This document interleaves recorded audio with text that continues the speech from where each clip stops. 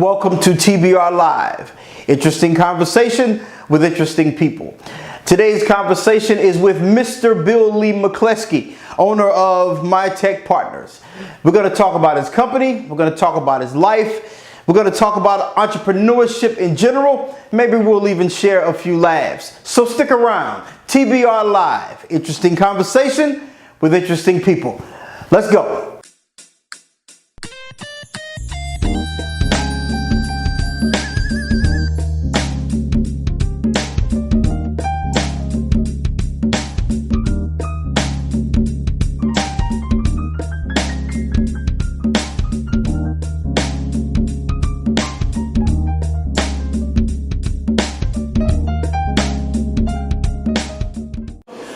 Ladies and gentlemen, welcome to the show.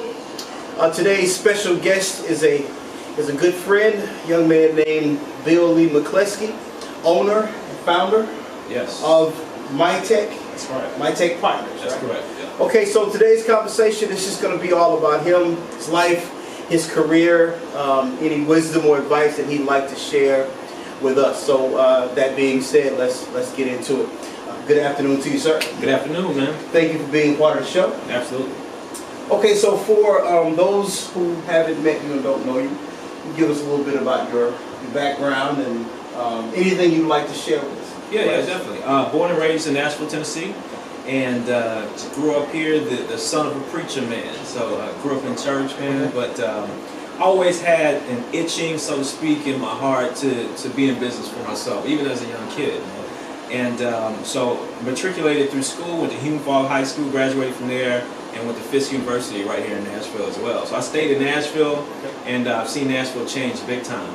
But after graduating, I went to work for several companies, primarily in the IT field. So I worked at Dell Computers. You know, a lot of people worked at Dell, man. Worked at Comcast Business, but kind of brought a lot of opportunities together to form the company that I've started as of 4 years ago now, called MyTech Partners. So MyTech is entrenched heavily in the telecommunications part of IT.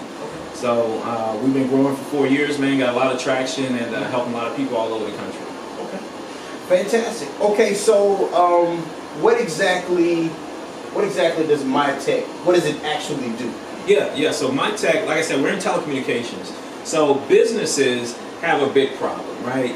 When they order telecom services, and by the way, when I say telecom, I mean internet, phone, and TV service. Okay. So when a business opens, you can imagine they got to order these services in order to operate. They need a phone, they need internet, and so forth. Right. And the big problem is they're calling Comcast, or they're calling AT&T, or DirecTV, and they're on hold forever. Yeah. Or they're dealing with lousy customer service, or they're going through a big phone tree, and it's really frustrating. They're trying to compare pricing, they're trying to get the best deal, they're trying to get it installed as soon as possible, and God forbid, once it's installed, if they have an outage or a problem, then they got to call this 800 number again, go through the whole process. So it's really frustrating. Yeah. So what we do is we work to solve that problem. When a business orders telecommunication service, we have a platform, or they can call us directly. They can shop multiple carriers with us.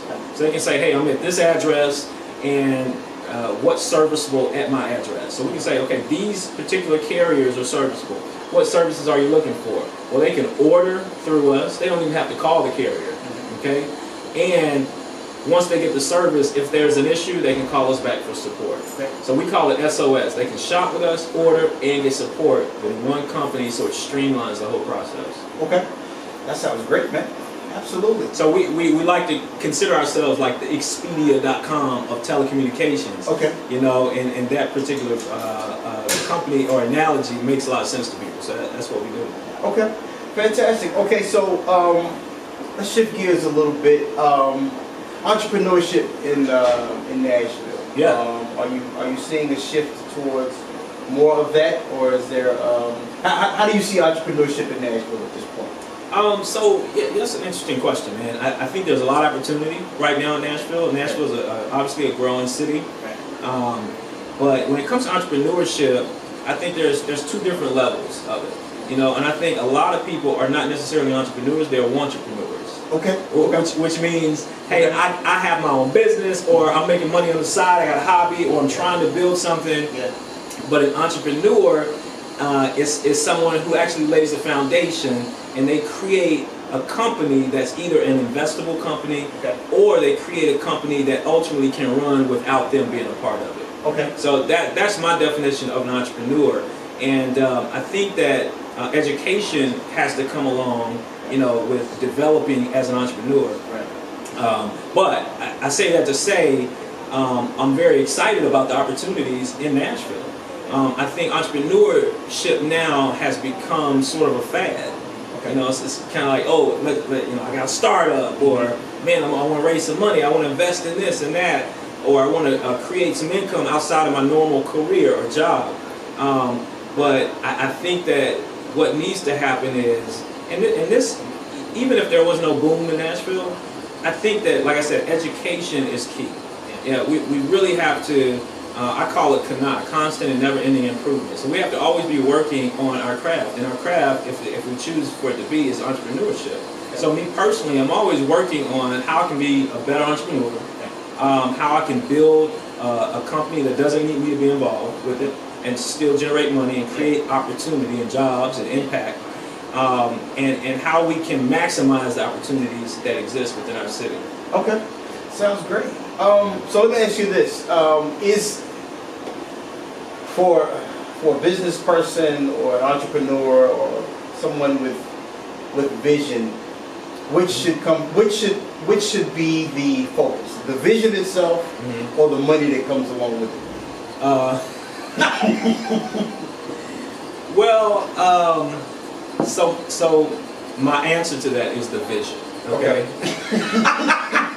The reason I'm laughing is because, sometimes there are opportunities that come along and it's just a fad, right? Right. Like the fidget spinners. Right. Man, them fidget spinners came up. My son got a fidget spinner. He wanted 10 of them, and they so cheap. I'm like, oh, okay, I'll get a few of them, right? But that's a fad. Like, he don't even play with the fidget spinners anymore. Gotcha. So some people, I say that to say, some people see an opportunity to make money. Right. There's no vision involved, right? But there's a quick window of opportunity there. Yeah. And I don't see anything wrong with maximizing or taking advantage of an opportunity. Right. But again, an entrepreneur is somebody who does have a vision, right? And they're able to explain their vision with clarity, right? And that's how they attract a team, or they attract customers or investors, because they have this vision. Right. So people follow people with a vision, like the word says, where there's no vision, the people perish, right? So you have to have a clear vision of where you're headed. So the vision is key, and the vision is also what will keep you focused. Okay. It'll keep the distractions away, or if they come, it'll keep you to develop that intense focus. And when times get hard, when you're down in the valley, the vision is what keeps you on track. Okay. Yeah, I agree. Wholeheartedly. I agree with that. So, what do you think the top 3 skills an entrepreneur should have? What are your top 3, basically non-negotiables that a person who intends to be successful in entrepreneurship, what should they have? Yeah. The first thing that comes to mind is an entrepreneur must be able to sell. Okay. Yeah. That is a skill that an entrepreneur, in my opinion, must have. And the reason I say that is because we're all salespeople. Most of us don't know it, but we're all salespeople. But an entrepreneur has to sell their customers, obviously. But they got to sell their team. They got to get people to work with them. Yeah. They got to sell their investors. They got to sell their vendors. They got to sell their employees. I mean, you're always selling. You're always conveying an idea and painting that vision to say, hey, here's where we're going. This is why you should join me. Yeah. This is why you should do X, Y, Z. Yeah. Or let's negotiate. You're always selling, right? So sales is key. If you look at the most successful entrepreneurs out there, Steve Jobs, he wasn't necessarily the designer or the programmer, right, or the builder, but he was a sales guy. Yeah. Wozniak was really the designer, right. But Steve Jobs was a salesperson. Right. So you got to look at that skill and develop that skill. If you ask, I talk to some entrepreneurs and they say, well, sales is not my thing. I'm a programmer, or I do this, or I have this certain skill set, but I'll get somebody to sell. And I'm telling you, you know, if you ask somebody why they don't like to sell, they'll spend the next 20 minutes selling you on why they don't like to sell. So we have to realize it. You know, everybody's a salesperson, but we have to embrace it and develop that skill. Another top trait I would say is work ethic. Okay. You know, you got to put in the work. Okay. You know, and you know, it's not just working hard and being busy, but it's knowing how or what to focus on in terms of work, being productive. There's a difference between being busy and being productive. And we have this regimen in our company called M90X. And basically the whole model of that is to focus on activities that are revenue generating activity. You know, so we could organize our email and we could straighten our desk up and be busy. Well, we ain't making no money doing that, right? Or we could be setting appointments or sending out follow-up emails or doing some marketing activity that actually is revenue generating activity. So working hard, having that work ethic on the right activity is key too. And then another thing that I think, you said top 3, so I'll give you one more. I think being coachable is key. Being coachable is key because every entrepreneur should have mentors. Whether those are people you can reach out and touch, or mentors from afar. You know, it could be a mentor of somebody's biography that you read, or whatever. But we have to be coached. We can't think that we know it all. Because we don't. And being an entrepreneur requires so many skill sets. You can't know everything. You can't do everything. So you need to either attract people that have different skill sets, and you need to be able to take their advice in and put it together and make it work for your vision. All right, fantastic. Okay, so who is Bill Lee? Who exactly is Bill Lee? Man, listen, let me tell you something. Back in 2005, I think. So you know, I used to do music, and I came out with an independent CD, and guess what the title of it was? Who is Bill Lee? Yeah, man, because but that's a good question. But you know, I am a person who realizes that we have unlimited potential, and I think that every day I'm the guy who wakes up and says, how can I maximize my potential? Whether that's in my business, in our family, in my spiritual life, in my physical life, whatever it is, you know, because we have unlimited opportunities, and most of the opportunities that we don't take advantage of, we didn't notice anyway. I believe. But I was listening to this Navy SEAL talk once, and he said when he was going through the Navy SEAL training and through what they call Hell Week, and it's where they do this grueling, you know, exercise regimen, and they work on their mind and all this stuff, and it's pretty ridiculous. They get like 4 hours of sleep in a week, you know, it's crazy.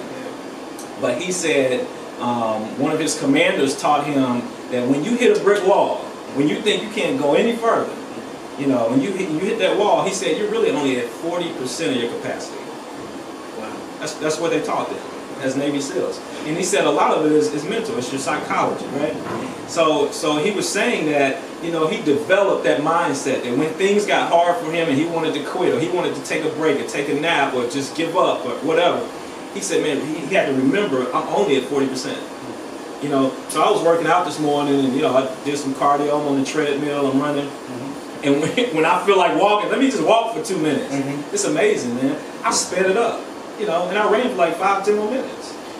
You know, so I think that's who I am. I'm the guy who believes that, you know, we can accomplish anything that we focus on and harness that realization and power. That's amazing. All right. So,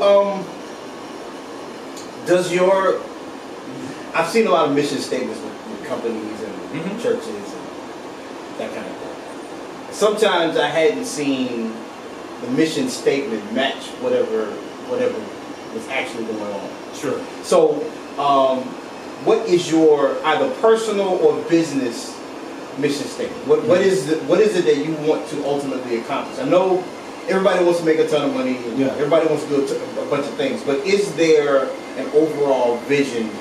Where do you want to go? So our company has a mission statement and a vision statement.